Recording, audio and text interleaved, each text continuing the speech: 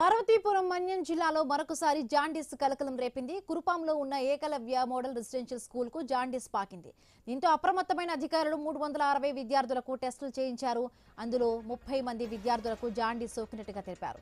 కేజీహెచ్లో 2, పార్వతీపురంలో 17 మంది మిగతా విద్యార్థులు కురుపాం హాస్పిటల్లో చికిత్స పొందుతున్నారు.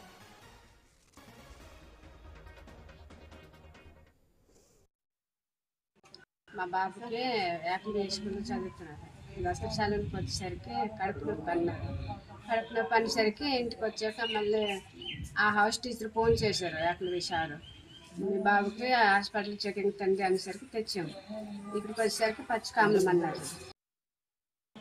మా బాబుకి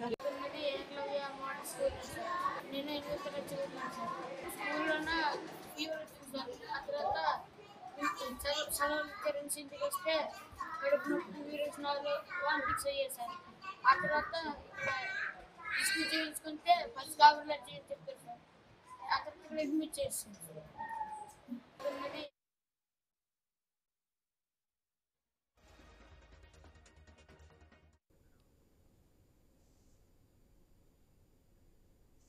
పార్వతీపురం మన్యం జిల్లాలో మరొకసారి జాండీస్ కలకలం రేపింది. కురుపాంలో ఉన్న ఏకలవ్య మోడల్ రెసిడెన్షియల్ స్కూల్ కు జాండీస్ పాకింది. దీంతో అప్రమత్తమైన అధికారులు 360 మంది విద్యార్థులకు టెస్టులు చేయించారు.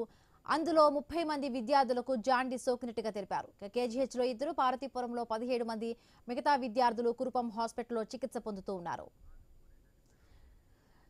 మరిన్ని పూర్తి అప్డేట్స్ మా కరెస్పాండెంట్ రాజు అందిస్తారు. రాజు, జాండీస్ సోకిన విద్యార్థులకు ఏ విధంగా ఉంది? డాక్టర్స్ ఏమంటున్నారు? పార్వతీపురం మన్యం జిల్లాలో గత వారం రోజులుగా ఒక గురుకుల పాఠశాలలో జాండీస్ రావడంతో ఇబ్బందులు పడుతున్న పరిస్థితి తెలిసింది. ఈ నేపథ్యంలో పక్కనే ఉన్నటువంటి ఏకలవ్య మోడల్ స్కూల్ విద్యార్థులకు కూడా టెస్టులు చేయడం జరిగింది. ఇందులో 360 మందికి టెస్టులు చేస్తే 30 మందికి జాండీస్ ఉన్నట్టుగా కూడా వైద్యులు గుర్తించారు. వీళ్ళైతే ఆసుపత్రికి తరలించి చికిత్స అందిస్తున్నారు. ఇందులో సీరియస్ గా ఉన్నటువంటి 2 విద్యార్థులను అయితే కేజీహెచ్ కి తరలించారు విశాఖపట్నం.